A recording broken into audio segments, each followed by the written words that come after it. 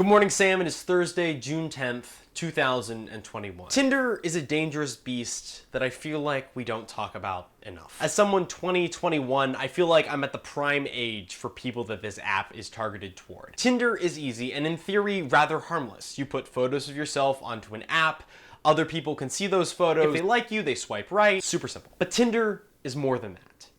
It's more than just people putting photos onto an app. It's about curating a specific image for yourself on the internet for other people to see and interact with. And so it strips away anything deeper about human contact than simply if you like someone's face or their butt. No, I'm not someone who's totally against Tinder, and I'm not someone who's against the concept of online dating, but I think that there's a lot out there that goes unsaid, especially toward young men. It's showing you who people want to be, or not even that. It's showing you what society is saying that they should be.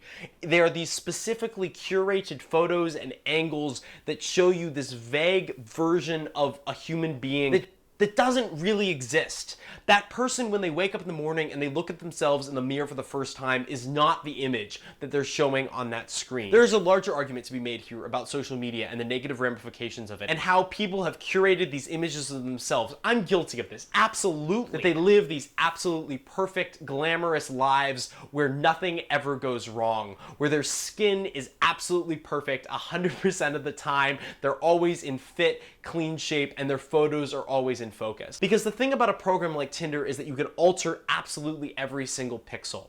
You can curate 100% of who you are on there. You're no longer a real, flawed human being. You're this shell of a person, a shadow, an impression. And you're just trying to capture the attention of people for the 2 seconds that they're looking at your profile before they swipe right or left. And so when you do actually match with someone, the thing that you have in common is that you both liked each other's face, which sure, that can happen in real life, but the things that you find in real life when you're interacting with people and when you're finding these true connections are so much deeper and more real. They're so much more nuanced and specific, and they have to do with the actual idiosyncrasies that makes that person unique. On these platforms, all of that is stripped away. Instead, we're given these caricatures, their best possible photos where they're wearing the least amount of clothing. And yes, if that's what you're into and that's what you want, great. But the idea that you're gonna actually find a connection with someone that's gonna last longer than a couple of dates feels to me just absolutely ludicrous. You don't know anything about them, nothing. And I know that I'm bashing this platform, but does that mean that I'm gonna stop using it? Probably not.